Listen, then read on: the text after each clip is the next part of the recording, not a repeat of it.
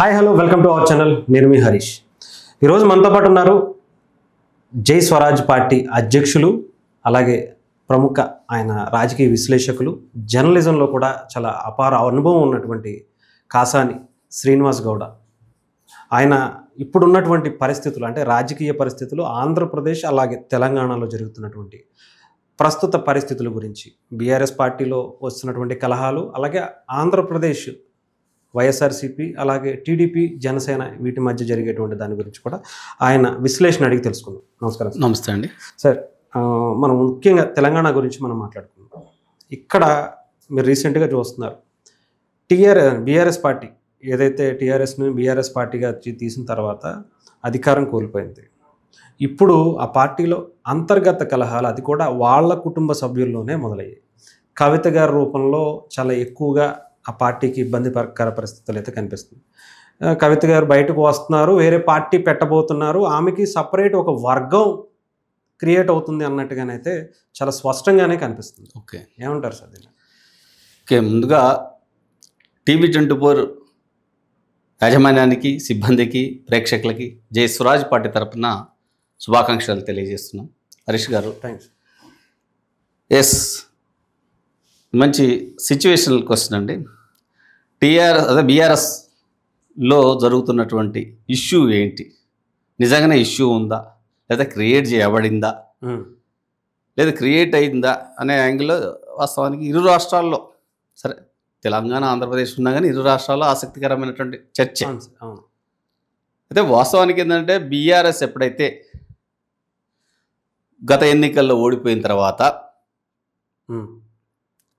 అక్కడ తను ఊహించలేదు, బీఆర్ఎస్ అధ్యక్షుడు కేసీఆర్ అనే వ్యక్తి సీఎంగా ఉన్నప్పుడు కనీసం 60 ఓట్లకు తగ్గకుండా, అంటే 60 సీట్లకు తగ్గకుండా తను అధికారంలోకి వస్తాడనే ఒక హోప్లో ఉన్నాడు. కాబట్టి ఒక్కసారి పవర్ పోతారికే ఒక్కసారి పార్టీలో లోకలకులు స్టార్ట్ కావటం, పార్టీ వీకెండ్ కావటం, అంటే కేంద్రీకృత రాజకీయాలు ఉన్నప్పుడు, రాజకీయ నాయకత్వం ఉన్నప్పుడు అది బలంగా ఉన్నప్పుడు దానంత బలమైన శక్తి ఇంకోటి కనిపించదు. ఒకసారి అది బలహీనపడిన తర్వాత ఇమ్మీడియట్గా అవుతుంది. ఇక్కడ కేసీఆర్కి ఉన్నది ఏంటంటే, కేసీఆర్ తర్వాత బీఆర్ఎస్ అంటే కేసీఆర్ అంటే బీఆర్ఎస్, దాంట్లో డోకా లేదు. అది కాకుండా జనాలకు పోతే కూడా జనం రిసీవ్ చేసుకునే స్థితి కూడా ఈనాడు లేదు. అయితే ఏ పార్టీకి కూడా పార్టీ అధిష్టానానికి, అంటే పార్టీ కేంద్ర నాయకత్వానికి ఇమీడియట్గా ఒక 3-4 కీ రోల్ ప్రదర్శిస్తుంటారు. ఆ 3-4 కీ రోలు కుటుంబ వ్యక్తులు కాకుంటే పరిస్థితి వేరేగా ఉంటుంది. ఇక్కడ బీఆర్ఎస్లో వచ్చింది ఆ 3-4 పొజిషన్లు కూడా కుటుంబ వ్యక్తులే. హరీష్ రావు కుటుంబమే, కేటీఆర్ కుటుంబమే, కవిత కుటుంబమే. కాబట్టి ఈ చర్చ మొదలైంది. కుటుంబం కాకుండా వేరే బలమైనటువంటి నాయకులు ఇతరులు ఉన్నప్పుడు, చర్చ వచ్చినప్పుడు పెద్దగా ఉండదు, ఎందుకంటే సర్దుకోబోతాయి, ఏమన్నట్టు సెట్ చేసుకోగలుగుతారు. కుటుంబ నేపథ్యంగా ఎదిగిన పార్టీ లేకపోతే కుటుంబ పార్టీగా మారిన నేపథ్యంలో అక్కడ ఏమి జరిగినా ఆసక్తి ఉంటుంది, ఏమైతే విచ్ఛిన్నమవుతుందా అనేది. ఇక్కడ కేసీఆర్ విషయంలోకి వస్తండి. సరే, ఎవరు ఎన్ని చెప్పినా, ఆయన ఫామ్ హౌస్కే పరిమితమై ఉన్నా, ఓడిపోయిన దగ్గర నుంచి 1-2 సార్లు కాకుండా ఇంకా బయటికి రాకపోయినా అతను ఒక బలమైన వ్యక్తి. పార్టీ సిద్ధాంతాలు, ఆలోచన మనకు వ్యతిరేకం కావచ్చు, ఒక లీడర్గా నేను చెప్తున్నా, లీడర్గా బలమైన వ్యక్తి.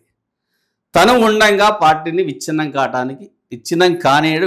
కాటానికి ఎలాంటి ఆస్కారం ఇవ్వడు. అట్లాంటప్పుడు ఏంది, ఒక డ్రామా కావచ్చా? మేబీ అయి ఉండొచ్చు.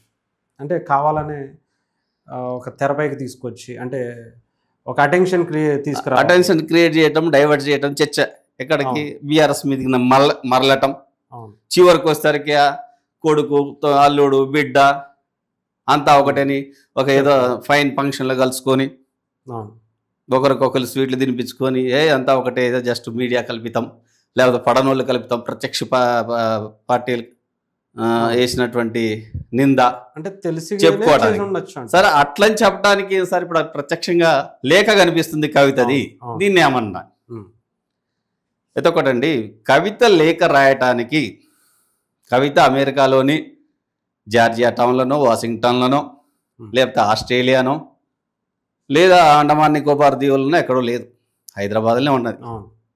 హైదరాబాద్కి ఒక 60-70 లేదా 100 కిలోమీటర్ల దూరంలో ఫామ్ హౌస్ ఉన్నది. బిడ్డగా పార్టీ నాయకురాలుగా పక్కన పెడితే బిడ్డగా స్వేచ్ఛగా అడుగుపోవటానికి ఉంటుంది. పార్టీలో ఏదైనా ఉన్నా చెప్పుకోవాలన్నప్పుడు పార్టీ అధ్యక్షుడికి మాట్లాడవచ్చు, చెప్పవచ్చు, కాదనడు ఎవరు. ఇష్టం లేకుండా చెప్తుంటే వింటారు ఒకవేళ. కానీ లేఖే రాయటంలో ఉద్దేశం ఏంటి? ఆ లేఖ బయటికి రావటంలో ఉద్దేశం ఏంటంటే ఇక్కడ వాస్తవానికి ఒకటి జరుగుతుంది. అయితేనేమో కేసీఆర్ కావాలని బిడ్డతో రాపిచ్చి తాను లీక్ చేయాలంటే ఎవరు చేస్తారండి? కేసీఆర్కి కవిత రాసింది. ఏది ఇట్లా తీసుకుపోయి వాచ్మెన్ తోటో డ్రైవర్ తోటో పంపదు కదా, సీల్ కవర్ తోటి అడిగి పోద్ది. ఆయన పేరు మీద వచ్చింది అయితే వేరే వాళ్ళు చింపరు కదా. ఓపెన్ చేయాల్సింది తండ్రి, పార్టీ అధ్యక్షుడు. తండ్రిని పక్కన పెడతాం, పార్టీ అధ్యక్షుడు. పార్టీ సభ్యురాలు పంపింది. పార్టీ అధ్యక్షుడికి వచ్చిన తర్వాత చదువుతాడు. అది తను కాన్ఫిడెన్షియల్లో పెట్టుకొని ఉంచుతాడు. లీక్ చేయాలంటే ఎవరు చేయాలి? కేసీఆర్ లేదా అక్కడ ఉన్న కవిత చేయాలి. సింపుల్ చూస్తుంది, ఇంకా వేరే వాళ్ళకి తెలిసే అవకాశం లేదు. అయితే కవిత చేయాలి, లేకపోతే కేసీఆర్ చేయాలి. బంధుత్వం అయితే ఉంది, దానికైతే ఏం చెడిపోలేదు. వెళ్ళి కలవాలనుకుంటే డెఫినెట్గా 1 గంట కాదనుకుంటే కలుస్తుంది. కలిసి ఇట్లా లేఖ రాయాల్సిన అవసరమే లేదు. ఇది ఒక డ్రామా. ఫోన్లో కూడా మాట్లాడచ్చు. లేదు లేక మీ ఇద్దరికి చెడిపోయింది, తల్లి తండ్రి కూతుర్లకి చెడిపోయింది, లేక రాయొచ్చు. ఇంక పూర్తిగా చెడిపోయిందని డిసైడ్ అయిన తర్వాత కూడా రాయొచ్చు. రాసిన తర్వాత లీక్ ఎవరు చేయాలి? అయితే కవిత లేదా కేసీఆర్. దయ్యాలైతే లీక్ చేయవు. అంటే దయ్యాలంటే ఆయన చుట్టూ ఉన్నటువంటి వాళ్ళు లీక్ చేసారు అంటానికి కూడా లేదు ఆస్కారం. ఇప్పుడు నేను అధ్యక్షుని లేదా మీరు అధ్యక్షులు, మీ దగ్గర నేను సబార్డినేటు అంటే కవిత గారు చాలా క్లియర్గా చెప్తున్నారు. కొంతమంది దయ్యాలు తయారయ్యారు. అదే చెప్తున్నా. మీరు నాకు లేఖ ఇచ్చి దీన్ని భద్రపరుస్తున్నప్పుడు నేను లీక్ చేసిందంటే ఇమీడియట్గా మీరు నా మీద యాక్షన్ తీసుకుంటారు కదా. దయ్యాలు కోటరీ అనేది అంటే విమర్శ కోసం, లేదా తన తండ్రి, తన అన్న, తన బావని రాజకీయంగా అటాక్ చేయడానికి వేసుకున్నటువంటి ఎత్తుగడ. నువ్వు రాసిందే వాస్తవం అయితే లీక్ అయిపోయింది అంటే ఉందండి. ఇంకొక ప్రధానంగా ఒక పేరు కూడా చాలా బలంగా అనిపిస్తుంది, సంతోష్ కుమార్ ఎంపీ. మేబీ సంతోష్. ఎందుకంటే ఆయన ఎప్పుడు కూడా కేసీఆర్ గారు వెనకాలే ఉంటారు. ఆయనకి పంపించింది ఈయన రిలీజ్ చేశారు అన్నట్టుగా వస్తున్నటువంటి ఆమె వెర్షన్లో చెప్పేటువంటి వార్త. సంతోష్ అనే వ్యక్తి ఇప్పుడు కాదండి, రెండోసారి బీఆర్ఎస్ అధికారంలోకి వచ్చిన తర్వాత నుంచి సంతోష్ యొక్క ప్రాధాన్యత పార్టీలో పెరిగిపోయింది. ఈవెన్ ఒక దశలో కేటీఆర్, హరీష్ రావులకు ఇయ్యని ప్రాధాన్యత కూడా సంతోష్ రావుకి కేసీఆర్ ఇస్తుండనేది చర్చ అయింది. ఈమె కూడా అయింది. అట్లాంటప్పుడు ఈమె ఆయనకి ఎందుకు పంపుద్ది? తండ్రికే పంపాలి కదా. ఆడు దయ్యం అని తెలిసిన తర్వాత ఆ వ్యక్తి, లేకపోతే దుష్టుడని తెలిసిన తర్వాత పంపాల్సిన అవసరం లేదు కదా. సో ఇదంతా ఏంటంటే ఒక రకమైనటువంటి జనాల్ని డ్రామాలు పంపటం. లేదు ఈమె అవుట్ రైట్గా బీఆర్ఎస్ని వెళ్ళిపోవాలనుకున్నప్పుడు కూడా ఇది క్రియేట్ చేయొచ్చు. ఇప్పుడు తండ్రి కూడా ఇప్పుడు వాస్తవానికి ఒకవైపునే అంచారు కాదు, కేసీఆర్ నుంచే కాదు, ఈమెని మీరు అన్నారు కవిత కూడా ఒక పార్టీ పెట్టుకోవాలన్న ఆలోచన ఉందని. వాస్తవానికి కవిత మొదటి నుంచి కూడా టీఆర్ఎస్గా ఉన్నప్పుడు కూడా టీఆర్ఎస్లో లేదా ఆమె జాగృతి, తెలంగాణ జాగృతి అనే ఒక సంస్థ పెట్టుకొని ఒక సైమల్టేనియస్గా తన ఆర్గనైజేషన్ని పెంచుకుంటూ వచ్చింది. అంటే ఆనాడే ముందు చూపు అనుకోవచ్చు, లేకపోతే తెలంగాణ ఉద్యమంలో ఇంకేదో కారణాల కోసం అది సంఘం పెట్టుకుంది అనుకోవచ్చు. అయినా కానీ ఏదో కారణాలతో పెట్టుకున్న 2014లో రాష్ట్ర విభజన జరిగిన తర్వాత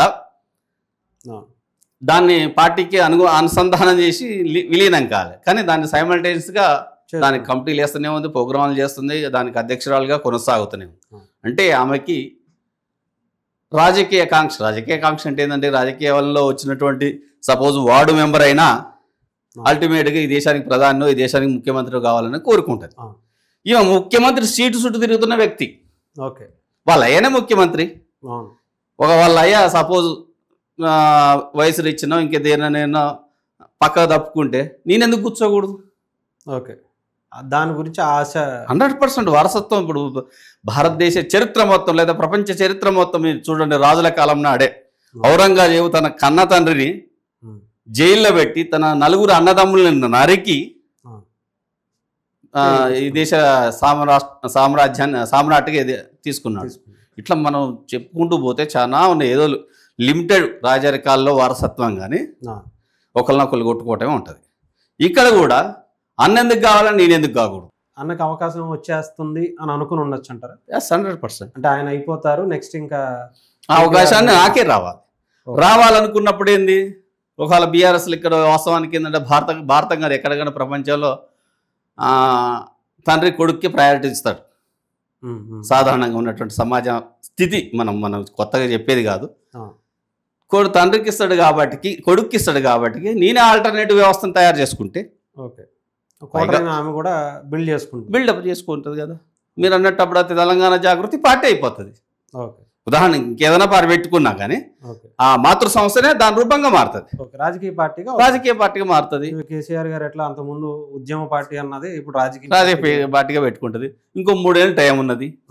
ఈ 3 ఏళ్ళ తెలంగాణ జాగృతి పేరుతోటే విస్తృత కార్యక్రమాలు చేసుకుంటూ తండ్రి. ఇంకొకటి చూడండి, మీరు మాట్లాడినప్పుడు చాలా కొన్ని క్వశ్చన్స్ ఆసక్తికరం. నిజంగా కూడా కేసీఆర్కి ఇబ్బంది కలిగే క్వశ్చన్లే. ఒక్క క్వశ్చన్ చాలండి, తెలంగాణ మొత్తం కూడా వస్తే మేము ఈ రాష్ట్రంలో ఉన్నటువంటి ప్రజలకి నీళ్లు నిధులు నియామకాలు అనేది పైది డొల్ల మాటలు అవి పక్కన పోతే అసలు తెలంగాణ ఉద్యమం జరిగింది ఏంటంటే సామాజిక స్థితిగతులు మారాలి, పేదలు లేని సమాజ నిర్మాణం జరగాలి, విద్యా వైద్యం ప్రజలకు అందాలి, అందరికీ ఉపాధి ఉండాలి, భూ పంపిణీ జరగాలి, ఇలాంటి డిమాండ్లతోటి తెలంగాణ ఉద్యమం వచ్చింది. అదే సామాజిక న్యాయం. మా 10 ఏళ్ల కాలంలో సామాజిక న్యాయం జరగలేదు, బాధాకరం అనే విషయము చిన్న మాట కాదు. కేసీఆర్ తలదీసి పక్కన పెట్టాల్సిన మాట. అది కూడా సొంత కూతురు ఆ పార్టీలో 10 ఏళ్ల పాటు పని చేసినావే. ఉద్యమం పార్టీ ఉద్యమం అయిన తర్వాత 10 ఏళ్ళు వాళ్ళే పరిపాలించారు. సామాజిక న్యాయం చేయలేకపోయినాం. ఎక్కడ పేదరికం అక్కడే కనిపిస్తుంది. అడుక్కునే వాళ్ళు ఉన్నారు, నిరుద్యోగులు ఉన్నారు. అంటే సామాజిక న్యాయం అంటే దే కదండి. విద్య లేదు. ఇంకా చాలామంది ఇప్పుడు చాలామంది పల్లెల్లో బాలికలు 10వ తరగతి దాటిన తర్వాత తల్లిదండ్రులు హైయర్ స్కూళ్ళకి పంపే స్థితి లేని పరిస్థితి, సామాజిక పరిస్థితులు ఉన్న స్కూల్లో కూడా సపోజ్ 5th క్లాస్ వరకు ఆ ఊళ్ళో ఉంటే 6th క్లాస్కి పక్కూరు పంపాలన్న పంపకుండా ఆపుతున్నటువంటి నేపథ్యాలు ఉన్నాయి. ఇదే సామాజిక న్యాయం. ఇదంతా మేము సాధించలేకపోయి చెప్పింది. ఇది ఎవరికి పెద్ద అవమానం? కేసీఆర్కే. అంటే కేసీఆర్నే టార్గెట్ చేసిందంటే బీఆర్ఎస్తో తెగదెంపులు చేసుకోవటం కూడా ఒక ఎజెండాగా ఇక్కడ మనం చూడొచ్చు. ఎందుకు తెగదెంపు చేసుకుంటుంది? అల్టిమేట్గా ఈ రాష్ట్రానికి నేను సీఎం కావాలి ఏదో ఒక రోజు అనుకున్నప్పుడు అందులో అంటే one of the member KCR కాదనుకుంటే కేటీఆర్ కాదనుకుంటే హరీష్ రావు కాదనుకుంటే సంతోష్ రావు కాదనుకుంటే ఇంకెవరన్నా వినోద్ రావు ఇటువంటి వాళ్ళు వచ్చినా కూడా పోటీ పడవచ్చు కదా. ఆ తర్వాత కవిత. ఇవన్నీ గొడవలు ఎందుకు? నాకే ఒక పార్టీ ఉందనుకోండి, 4 సీట్లు వచ్చినా నాకు ఒక ఐడెంటిటీ ఉంటుంది కదా అని కూడా ఆమె స్ట్రాటజికల్గానే కొట్టుకుంటుంది. పైగా ఇంకోటి చెప్పండి. ఇన్ని గ్రూపులు అయితే మాత్రం కన్ఫామ్ గా ఉన్నాయంటారు. ఇప్పుడైతే ఇంతకుముందు హరీష్ రావు గారికి కేటీఆర్ గారికి పడేది కాదు, వీళ్ళ ముగ్గురికి సపరేట్ 3 గ్రూపులు ఉన్నాయి అనేది గతంలో అధికారంలో ఉన్నప్పుడు అనుకునేవాడు. 4 గ్రూపులు ఉన్నాయి. కేసీఆర్ కాకుండా హరీష్ రావు, వినోద్ రావు, అదే సంతోష్ రావు, రామారావు, కవితారావు 4 గ్రూపులు నడిచినాయి. 4 గ్రూపుల్లో ఆనందపడ్డాడో నలిగిపోయిండో కేసీఆర్ నలిగిపోయిండు వాస్తవానికి. అది కూడా ఉన్నది. ఒకవేళ బీఆర్ఎస్ఏ ఏమాత్రం హోల్ పడినా, చిల్లి పడినా, విభజన వచ్చినా అటర్ ఫ్లాప్ ఉండదు కదా, మొత్తం చిల్ చేసుకుంటారు. ఈ పార్టీ అనేది అటర్ ఫ్లాప్. ఏవి పుట్టినా కొత్త పార్టీ అంతే. కేసీఆర్ అనేవాడు నాకు తెలిసి అది జరగనీయాడు. అది జరిగింది అనుకోండి ఈ రాష్ట్రంలో ఇప్పట్లో ఉండొచ్చు. సరే బీఆర్ఎస్కి నేతృత్వం కేటీఆర్ వహించినా కొంతవరకు ఆటోమేటిక్గా కవిత దగ్గరకు కొత్త ఓటు బ్యాంకు మారుతుంది.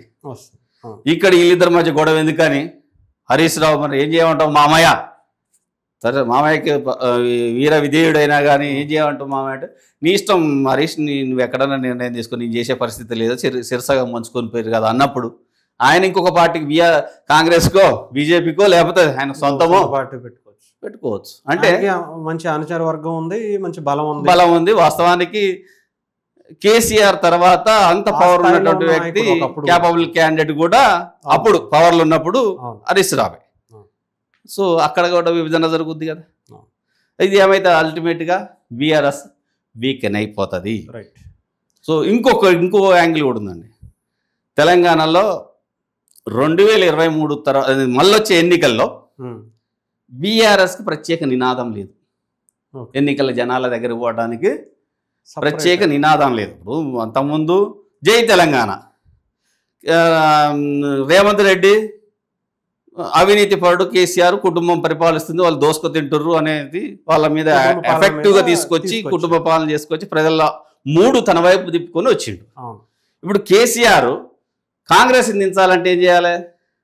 ఒకటే ఉంటుంది, మహా అయితే రేవంత్ రెడ్డి చేయలేకపోతున్నాడు అదొకటే కదా, ఇంక వేరే లేదు. తెలంగాణ అంటానికి లేదు, అవుట్డేటెడ్ తెలంగాణ అన్న జనాలు రారు. ఇక్కడ బీసీ వాదం అనేది లేస్తుంది, ఇరు రాష్ట్రాల్లో కూడా లేస్తుంది. ఈ బీసీ వాదాన్ని డైరెక్ట్ మేము బీసీ వాదం అని చెప్పితే బీసీలు ఎవ్వరూ నమ్మరు వీళ్ళని. ఎందుకంటే దళితుడినే సీఎం చేస్తానన్నప్పుడు ఏం చేయలేదు. నెక్స్ట్ నువ్వు అంటే మీరు 10 ఏళ్ళ పవర్లో ఉన్నప్పుడు ఎంతమంది బీసీలకు టికెట్లు ఇచ్చిర్రు, ఎంతమంది బీసీలకి నామినేటెడ్ పదవులు ఇచ్చిర్రు, లేదు ఎంతమంది బీసీలకి మినిస్టర్ పదవులు ఇచ్చిర్రు, లేదు స్థానిక సంస్థల్లో ఎంపీటీసీ జడ్పీటీసీ సర్పంచ్లలో జరిగే వాటికి అంతకుముందు 33% ఉన్నటువంటి ఏది రిజర్వేషన్ని తనే అవుట్డేటెడ్గా 22% కట్ చేసిండు. ఇప్పుడు మేము పెంచుతామంటే నువ్వు కట్ చేసినోడి మళ్ళీ నువ్వు పెంచుతా అంటే నమ్మేది అట్లా లేదు. మేము పవర్లకు వస్తే మళ్ళీ ఎలక్షన్లకు వస్తే బీసీలకి పెద్దపీట, ఏ పెద్దపీట వేస్తావు? సీఎం సీట్ అయితే ఇవ్వవు కదా. సీఎం సీట్ ఇవ్వాలంటే నమ్మరు కదా. సో ఈమెని అక్కడ పక్కకు పంపి ఈమెతోటి సామాజిక ఉద్యమం చేపించి చూడండి. మీరు ఏమో కూడా ఒక 6 సంవత్సర కాలంగా బీసీ ఉద్యమాల్లో చుట్టూ తిరుగుతున్నారు. అయితేనేమో తండ్రి స్ట్రాటజికల్గా పంపాలి, లేదు నేను ఈ బీఆర్ఎస్ నుంచి విడిపోతున్నా కాబట్టి నాకు ఒక ఓటు బ్యాంకు కావాలి, బీసీ ఓటు బ్యాంకు కావాలి కాబట్టికే పూలే విగ్రహం అసెంబ్లీలో పెట్టమని, బీసీలకి 42% కాదు 50% ఇవ్వమని, లేదు బీసీలకు ప్రయారిటీ ఇవ్వని వీటి వెంబడి చుట్టూ తిరుగుతుందంటే ఒకటేమో రేపు ఎలక్షన్స్ వ్యూహాత్మకంగా తండ్రే బిడ్డని ఇట్లా పంపటం, లేదు తండ్రికి బిడ్డకి చెడిపోయేది నిజంగానే అనుకుంటే ఈమె అవుట్ రైట్గా తను పార్టీ పెట్టుకొని ముందుకు పోవాలనుకున్నప్పుడు తనకు ఒక బలమైన వాదం కావాలి. బలమైన వాదం ఏంటంటే బీసీ వాదం. ఇప్పుడు ఎందుకంటే 50% అబవ్ ఓటు బ్యాంక్ అది.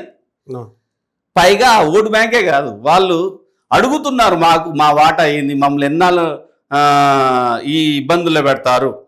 సపోజు ఎస్సీలకు వచ్చేమో రాజ్యాంగ రక్షణ ఉంది, రిజర్వేషన్లు ఉన్నాయి, చట్టసభల్లో వాళ్ళు పోతున్నారు, అంతకంటే ఎక్కువ కూడా పోతున్నారు. నామినేటెడ్ పదవుల్లో కూడా వాళ్ళకి రిజర్వేషన్ కంటే ఎక్కువ కూడా దొరుకుతున్నాయి. ఓసీలకు సహజంగానే మిగతా అన్ని పోతున్నాయి. ఓసీలకు పోయేవి ఎస్సీలకు పోయేవి అన్ని మాయి అంటున్నారు బీసీలు. మేము 50% సపోజ్ తెలంగాణలో 120 119 ఎమ్మెల్యే సీట్లు ఉంటే అందులో సగం అంటే 60 మంది ఇవ్వాలి ఉండాలి. ఇప్పుడు ఎంతమంది 20 లోపే ఉన్నారు. సో అది ఓటు బ్యాంక్గా మార్చుకోవటానికి తన పార్టీకి ఉపయోగించుకోవటానికి కూడా కవిత ఇక్కడ వ్యూహం చేయొచ్చు, లేదా కేటీఆర్ వ్యూహం చేయొచ్చు.